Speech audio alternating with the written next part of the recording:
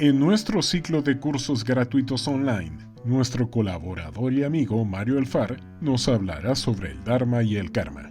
Buenas noches a todos los presentes. El día de hoy hablaremos de un tema bastante polémico y que ha estado en el ojo del huracán en más de alguna ocasión, y que claro ha sido parte del debate en distintos grupos esotéricos en Facebook. El curso del día de hoy hablará sobre el karma y el dharma. Ahora bien, se debe tomar en cuenta que estos términos fueron distorsionados en Occidente por la cultura popular, por lo que se afirma equívocamente que karma sería sinónimo de castigo y dharma el mérito acumulado por las actividades positivas. Lo que se ignora es que esta definición es errada, ya que fue acuñada por el esoterismo occidental a mediados del siglo XIX. Pero nada tiene que ver con la definición de las religiones orientales que le anteceden en miles de años de tradición filosófica y espiritual. Debido a esto es que aquellos cuya única fuente de conocimientos es lo que diga el grupo de Facebook o lo que me resuene, suelen pensar que el karma y el dharma son equivalentes, pero no pueden estar más equivocados. Fue Madame Blavatsky quien definiera el karma como el conjunto de las leyes universales. Claro está, cuya fuente no fue otra que las culturas orientales con las cuales tuvo acceso en sus viajes para compenetrarse de aquellos conocimientos iniciáticos y ocultistas que posteriormente le sirvieron para sustentar a la teosofía. De aquí en adelante los distintos autores ligados a la metafísica lo adoptaron como propio de su lenguaje y posteriormente el movimiento New Age comenzó a utilizarlo transformando el karma y el dharma como antónimos, desconociendo el profundo significado filosófico y metafísico que representan para las culturas que lo originaron. Ahora bien, ¿qué es realmente el Dharma para las tradiciones orientales? El Dharma es una palabra de origen sánscrito que significa ley, enseñanza, realidad o verdad, y es común su uso en las religiones védicas, como en el caso del budismo, el hinduismo, el jainismo y el sijismo. Hago un alto en este análisis para aclarar también que es el sánscrito. Esta es una lengua clásica de la India y una de las lenguas indoeuropeas más antiguas y documentadas de la humanidad. Es el idioma oficial de las filosofías de la India, así como el yoga, y actualmente se considera una lengua litúrgica. Por tanto, tiene importancia de sagrada, ya que habitualmente podemos encontrarla en los mantras. La datación aproximada de esta lengua es desde el año 1500 a.C. y se cree que podría ser inclusive anterior a estas fechas. Ahora bien, continuando con el tema que nos convoca, el Dharma, nada tiene que ver con la definición de karma. No son antónimos ni tampoco son sinónimos, sino que están relacionados entre sí. Según la definición del diccionario sánscrito a inglés de Monier Williams, se pueden obtener una serie de conceptos que están vinculados a él. Lo podremos encontrar en la página 510. Aquí está. Y dice así: Dharma, aquello que está establecido, firme, decreto, estatuto, ley, práctica, costumbre, deber, derecho, justicia, virtud, moralidad, ética, religión, mérito, actos bondadosos, naturaleza, carácter o cualidad. Bueno, posiblemente haya sido de la definición actos bondadosos de donde los seguidores del New Age se hayan colgado para creer que el Dharma equivaldría a la acumulación de mérito positivo en nuestras vidas, entendiéndolo superficialmente como propósito o intención. Y fue justamente por esta presunción que algunos occidentales creen que sería algo así como propósito guía o buena intención en la vida. Pero esto no deja de ser un sesgo, ya que desde la perspectiva oriental está relacionado a las enseñanzas superiores, a las religiones, creencia sustentada en doctrinas filosóficas de gran profundidad intelectual y que le anteceden en miles de años de historia. Es aquí donde para poder entender el término Dharma podemos hacerlo según sea la tradición que lo defina. En el caso de las culturas hindúes se considera que el Veda entero es la raíz del Dharma, y según el Vedanta el Dharma no está relacionado directamente con las acciones virtuosas, ni tampoco se establece un marco comparativo entre lo que es bueno y lo que es malo. Históricamente la palabra Dharma aparece en los libros védicos del siglo I a.C. y se hace mención sobre ella también en el canon Pali, el que forma parte de las tradiciones del budismo Theravada y que fue escrito 30 años después de que Buda alcanzara el parinirvana, donde en vez de Dharma se dice Dhamma. De ahí surge, por tanto, el libro Dhammapada, que sería la doctrina sagrada atribuida a Buda Gautama, término que de hecho también es utilizado comúnmente dentro de las prácticas budistas tradicionales. Por tanto, se puede decir Dhamma o Dharma como equivalentes. En el diccionario budista de Héctor B. Morel y José Dalí Moral, podremos encontrar la definición de Dharma. Déjeme buscarla, aquí está. Dice lo siguiente, está en la página 128. Dharma, doctrina, la verdad definitiva, cabal, tal cual lo transmitiera el Buda Gautama.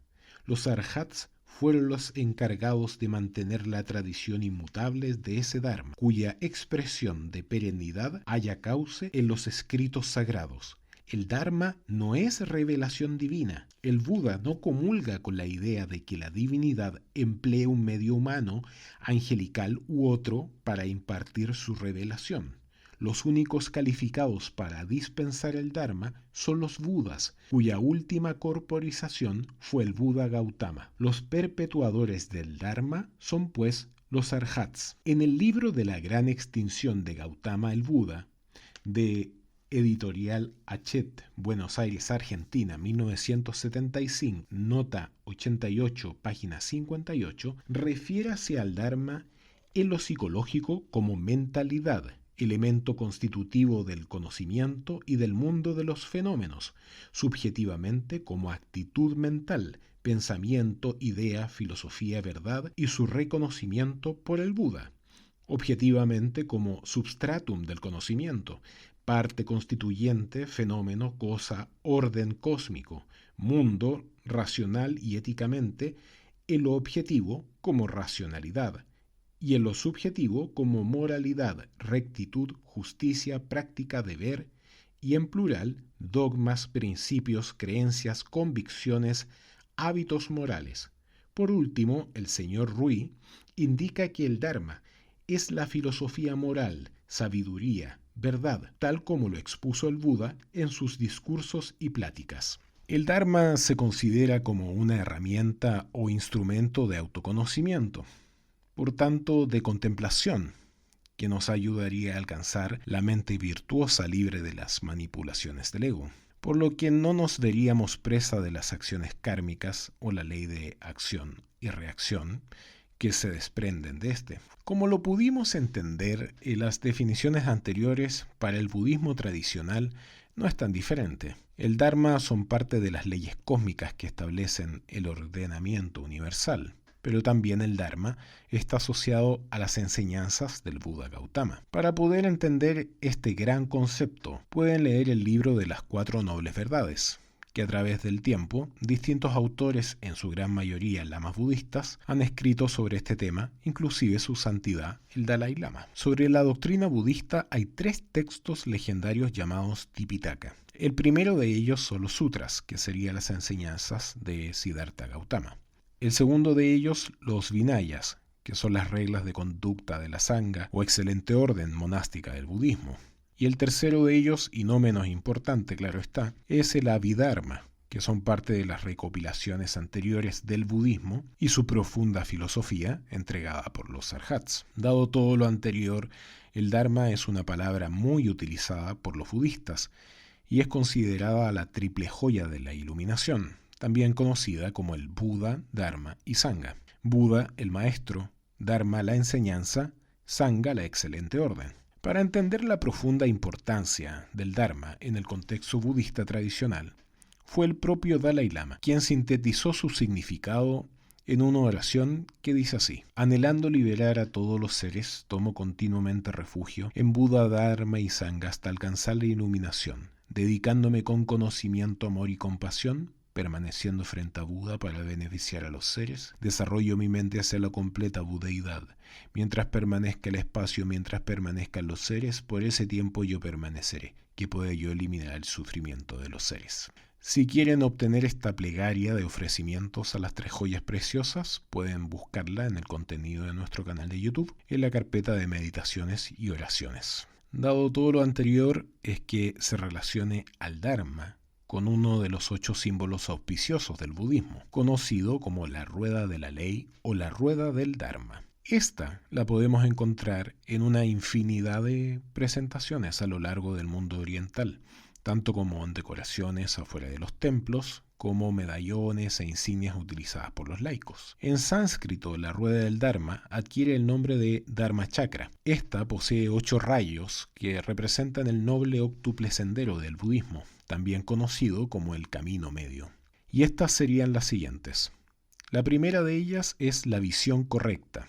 La visión correcta tiene relación con el entendimiento de las 4 nobles verdades. La verdad del sufrimiento, la verdad de la causa del sufrimiento, la verdad de la cesación del sufrimiento y la verdad del sendero que conduce a la cesación del sufrimiento. La segunda de ellas es la aspiración correcta, que hace relación directa con nuestra necesidad de cambiar, que también está relacionada con la voluntad. La tercera es las palabras correctas. En cuanto al tema de las palabras, se hace esencial mantener una coherencia verbal adecuada con el camino espiritual que se ha elegido llevar. Los lamas a veces dicen que nosotros tenemos que hablar muy bien, tanto como las abejas y la miel. Por tanto, esto se traduce en lo siguiente.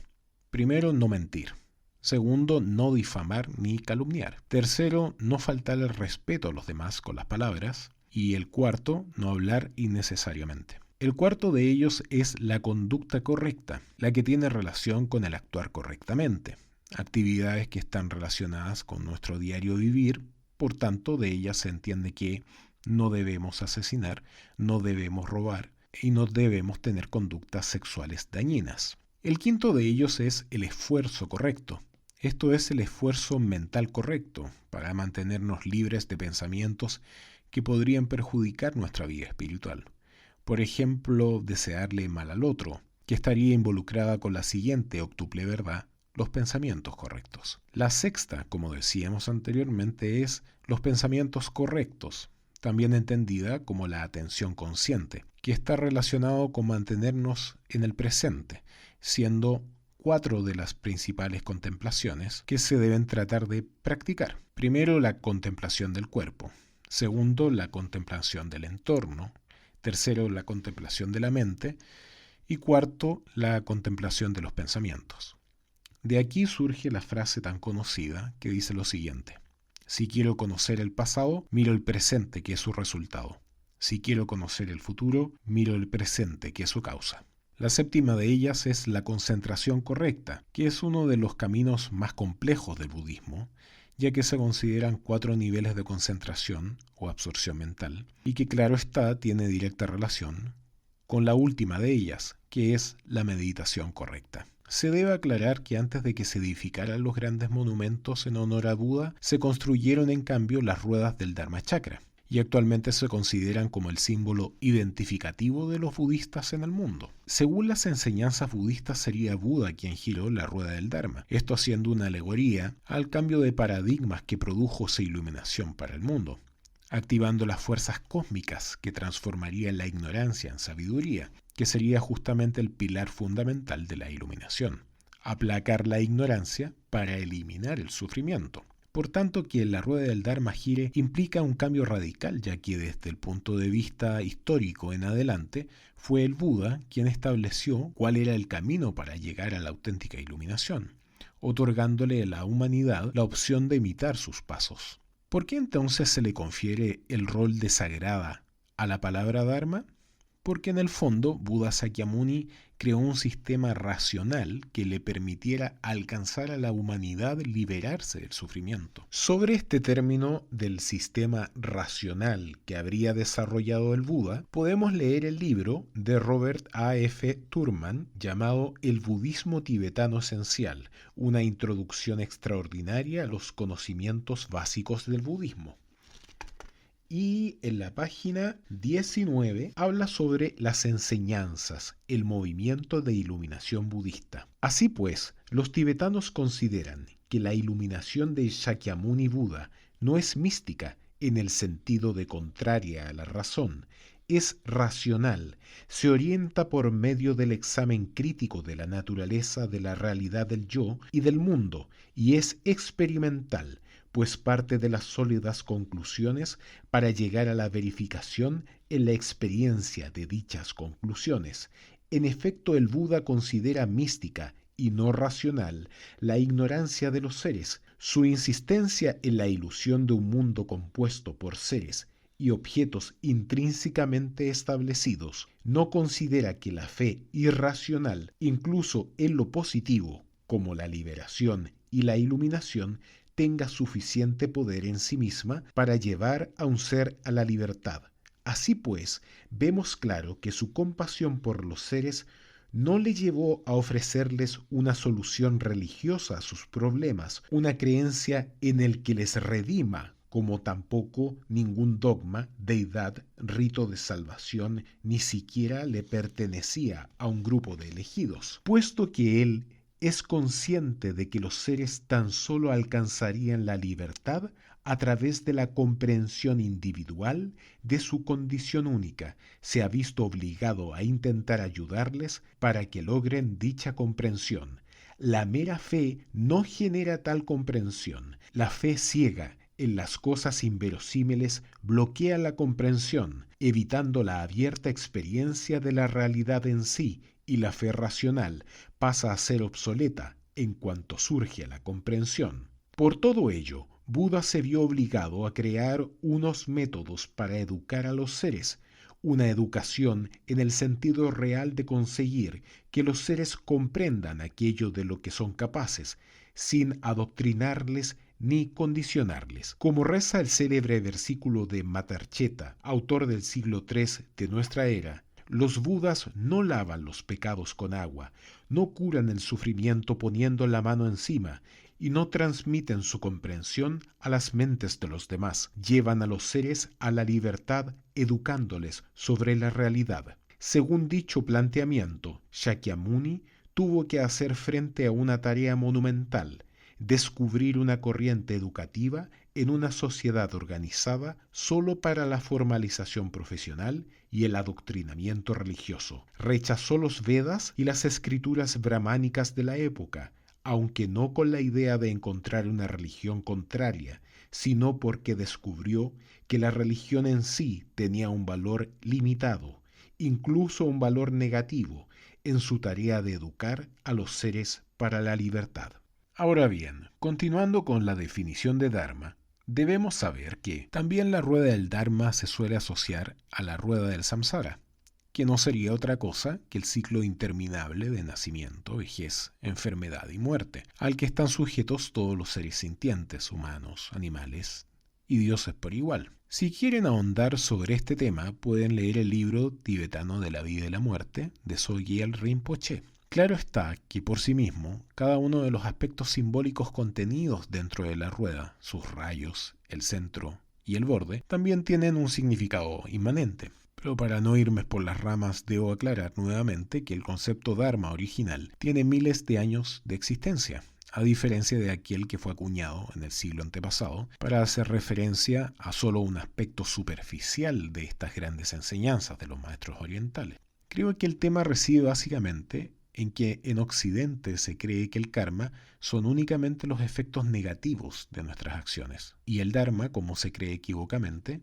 serían los efectos positivos. Lo que se ignora es que dentro del budismo y el hinduismo, el karma puede ser también positivo y negativo, o sea, por tanto, karma positivo y karma negativo. De ahí que sea común el error de los occidentales que hacen una comparación errada. En cuanto al karma, para no dejarlo de lado, es una energía trascendente, por tanto que va más allá del espacio y del tiempo, y es un principio universal inagotable, y que también podría entenderse como justicia cósmica o la ley del eterno equilibrio, también conocida como la ley de la retribución o la ley de la causa y el efecto, directamente relacionada con la tercera ley de Newton llamada ley de acción y reacción, que sería inclusive una de las leyes que fueron consideradas sagradas por el Kybalión. De esto se desprende que de toda acción negativa o positiva se espera una reacción equivalente a la fuerza generada originalmente, concepto